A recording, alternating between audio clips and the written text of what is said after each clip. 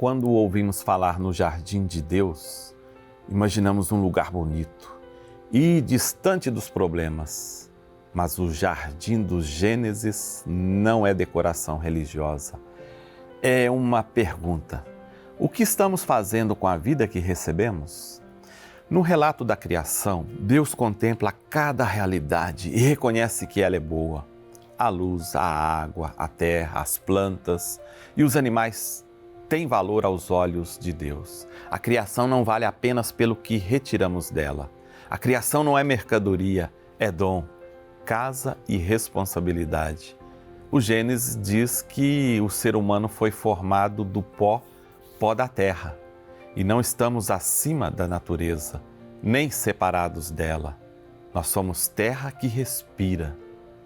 O que acontece com a casa comum acontece também conosco. Deus coloca o homem e a mulher no jardim para cultivar e guardar. Cultivar sem guardar transforma a terra em objeto de exploração. Guardar sem cultivar esquece que precisamos produzir alimento. O caminho bíblico é o cuidado. Cuidado responsável. Deus não nos entregou um depósito de recursos, mas um jardim para cultivar e guardar. E durante muito tempo a palavra dominar foi usada como licença para destruir, mas toda autoridade deve proteger a vida. Quem recebe mais poder, recebe maior responsabilidade. Não somos donos absolutos da criação, somos parte dela e respondemos pelo modo como a tratamos. Hoje o jardim está ferido, florestas queimam, rios recebem veneno e plástico. O ar adoece e o clima se torna mais extremo. Isso está no preço dos alimentos, na falta de água e nas doenças respiratórias. A destruição não atinge todos do mesmo modo. Os pobres enfrentam enchentes, calor, lixo e saneamento precário. Povos indígenas e comunidades tradicionais veem seus territórios ameaçados e a crise ambiental também é social. Quando a terra é ferida, os pobres costumam sangrar primeiro. E Jesus afirma: eu vim para que todos tenham vida e a tenham em abundância. Vida abundante não combina com água contaminada, com fome ou moradia insegura. Então, defender a vida humana exige defender as condições que a tornam possível. Cuidar do jardim começa pela gratidão, mas não termina em palavras bonitas. Agradecer a criação e continuar desperdiçando ou poluindo é uma contradição.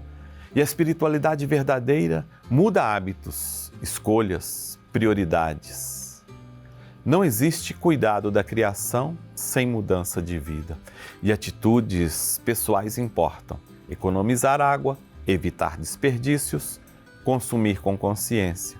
Mas a liberdade não pode cair apenas sobre o indivíduo. Empresas, governos e comunidades precisam rever decisões que produzem lucro para poucos e prejuízo para muitos. Às vezes dizemos: Deus cuidará de tudo. E a frase pode esconder omissão. Deus inicia a obra e nos chama a colaborar.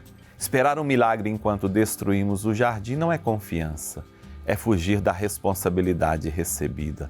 E ser imagem de Deus não significa ter privilégios sobre os demais seres, mas tornar o visível, o cuidado e cuidado do Criador. Então parecemos-nos com Deus quando protegemos a vida e reconhecemos no outro um irmão ou uma irmã, nunca um objeto descartável. Parecer-se com Deus é aprender a cuidar. No Evangelho de Mateus, Jesus sobe a montanha, anuncia as bem-aventuranças e ensina sobre o reino. Depois ele desce a planície e encontra doentes e excluídos. A palavra ouvida no alto precisa ganhar mãos e pés no cotidiano. Então Jesus toca o leproso, acolhe o pedido do estrangeiro, levanta a sogra de Pedro e cura doentes. Sua compaixão não é pena distante. Ela atravessa fronteiras e se transforma em presença diante de quem perdeu a força e a esperança. E alguns chegam a Jesus porque alguém os conduz. E esse gesto também é fé. Há momentos em que uma pessoa precisa ser carregada pela solidariedade por outras pessoas. E uma comunidade cuidadora não pergunta primeiro se o ferido merece ajuda. Ela se aproxima. Fé também é carregar quem já não consegue caminhar sozinho. E o jardim de Deus inclui o enfermo, o idoso, a criança, a pessoa com deficiência, o migrante e quem vive à margem.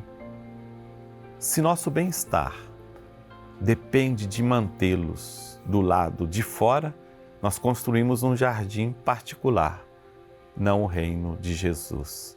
Uma igreja comprometida com a vida, cuida das pessoas e do lugar onde vive. Tchau.